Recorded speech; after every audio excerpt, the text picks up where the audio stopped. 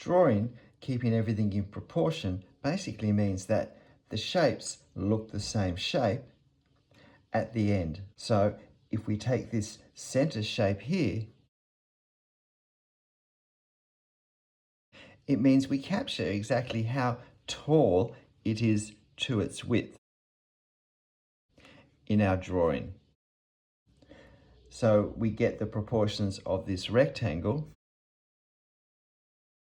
looking the same as in the reference. And we don't find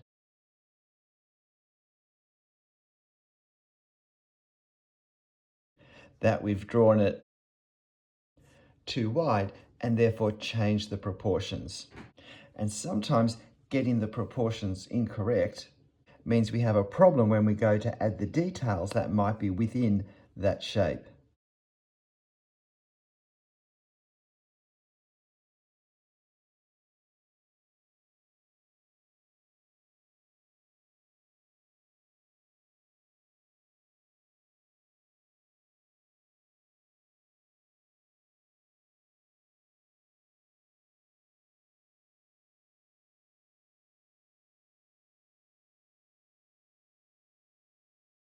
When we go to put the same elements in proportions that are incorrect,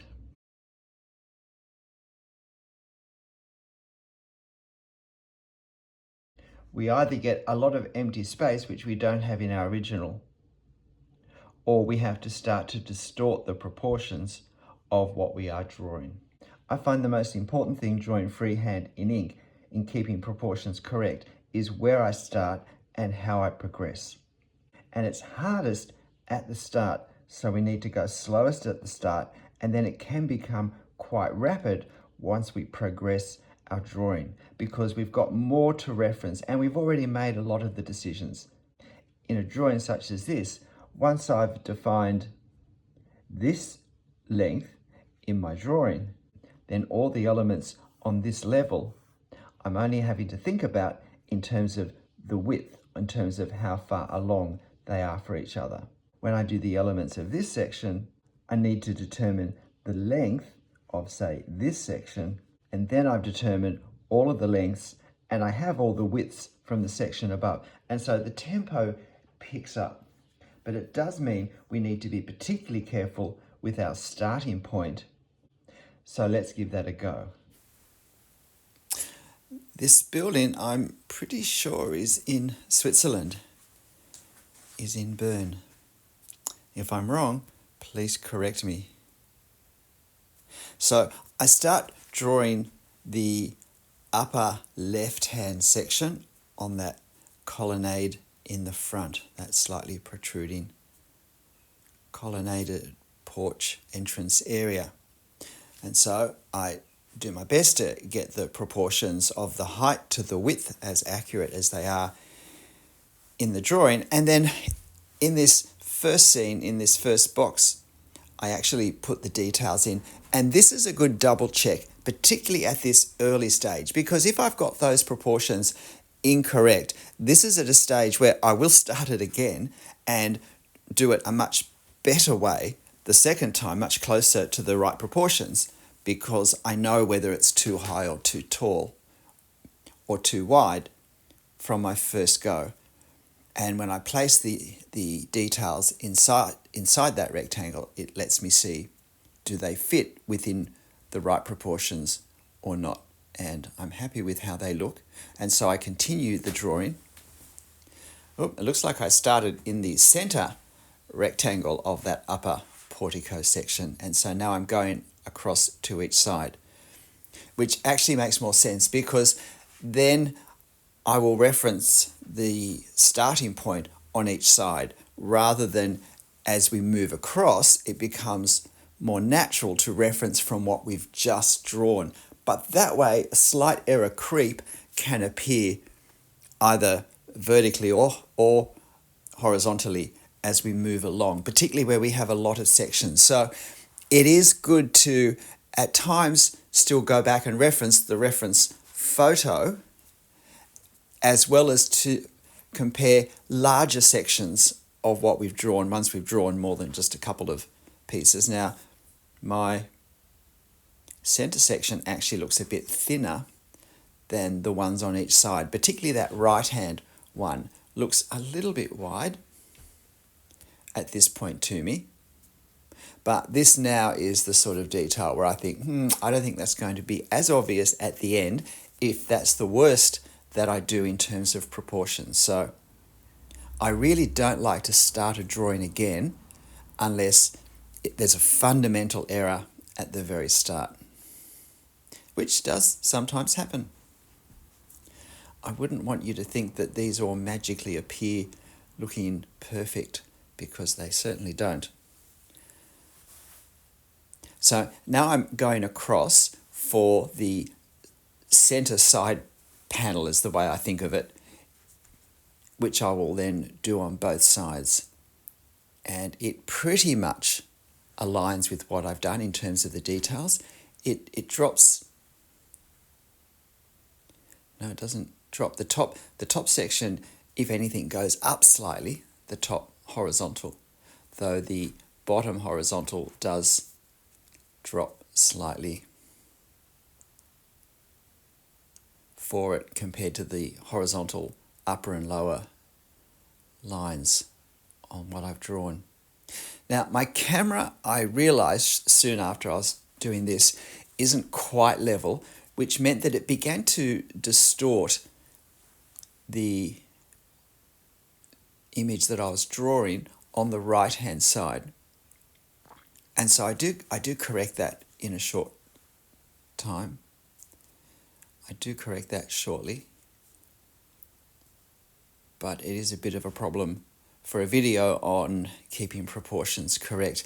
I know that this is a huge problem for a lot of people, and it's particularly a problem when we draw freehand in ink. You know, I keep getting asked, why don't you just rough it out first, the bigger shapes? That's what everyone does. That's what everyone teaches. And yes, that's a very good way to go, particularly if we're drawing with a pencil underdrawing. But I want to draw directly in ink. I don't want to be fussing with an eraser. I find that's not a good habit for my, if you like, drawing mental health, that it ends up causing me to get more and more fussy and more needing to be exact, and I erase more than I draw. It's one of the reasons I switched to drawing freehand in pen. I just wanted to learn to push through things that weren't quite right and make them part of the drawing, as well as have the motivation to get them right. If I think, if it's not right, I can always erase it, then I really don't have that sharpness in my need to learn to observe properly. So, and I've never really thought of that one out in those words before, but it's very true. We create a certain tension, a healthy tension within our drawing process that pushes us to develop observing and strategizing skills. So now, having gone right the way across for the upper level, having done then the two wings, if you like, one on each side, exactly the same way, using exactly the same process, but observing that they are wider than the ones immediately next to the colonnade. And that's important. It's easy to start to presume that things are all the same when they're not. And with this bottom colonnade, it takes a little bit of effort to actually realize the building goes down lower. The reason why the columns feel short compared to the ones above is because the actual building continues down, but because of the color of the stonework, there is a bit of a disconnect and an appearance of ground level that's not really there. There's a good, 8 feet looking at the people right up there. And I stick a few of those people in to help give me a sense of scale, and because it is a fairly busy foreground, and while I'm not going to draw everything that's here, I do want to add a few figures in front of that lower section, so I need to put them in early and therefore reserve the space. Now, because of the angle we're looking at, the right-hand section that I'm drawing now is actually slightly wider than the left-hand section. Or at least it looks that way to me. And so I try to reflect that. When we have a near front-on view, sometimes we need to make a call of, do I draw it as if it's front-on and I make everything equal on each side, or do I reflect the slight non-symmetry, which will increase as we move further away from the center line, but that will require more careful observation. So now add in these details here. And this drawing really didn't take me that long to do, considering how it looks at the end. Probably about 45 to 50 minutes in real time. So this has actually only been sped up time and a half. So you're only watching me draw half as fast again as my real-time drawing. So it was a fairly brisk pace. Because this is a fairly boxy subject, and boxes are probably the most straightforward form shape to draw in proportion, because we really only have two directions to be considering and judging relatively against each other. And I think that let me speed on a bit. Plus, I have drawn this a couple of times before in different contexts, so I am a little familiar with the building as well, and that helps. And I'm also familiar with the things that didn't quite go with those earlier drawings, didn't quite work out, so that gives me a little bit of a sharper focus as well.